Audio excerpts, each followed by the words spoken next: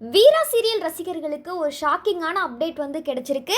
அதாவது ஜீ தமிழ் தொலைக்காட்சியில ரொம்பவுமே விறுவிறுப்பா போயிட்டு இருக்கக்கூடிய ஒரு சீரியல் பார்த்தீங்கன்னா வீரா சீரியல்.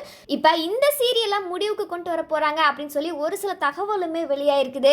இந்த நிலையில வீரா சீரியல் பார்த்தீங்கன்னா கடந்த 2024ஆம் ஆண்டு தான் ஆரம்பிச்சாங்க.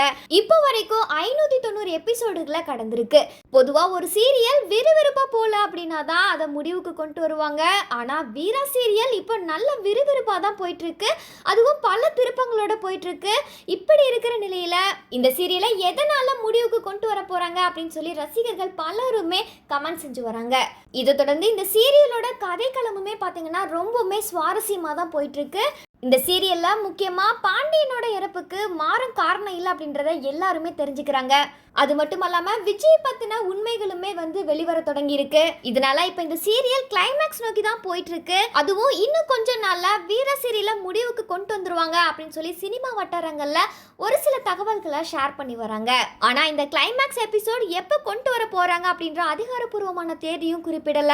இருந்தாலும் வர ஏப்ரல் மாதம் முதல் அல்லது 2வது வாரத்துல இந்த கிளைமேக்ஸ் எபிசோடு கொண்டு வரலாம் அப்படின்னு சொல்லப்பட்டு வருது. இதை தொடர்ந்து ஜீ தமிழ்ல பல குடும்பங்களோட ஃபேவரட்டா இருந்தது இந்த வீரா சீரியல் தான்.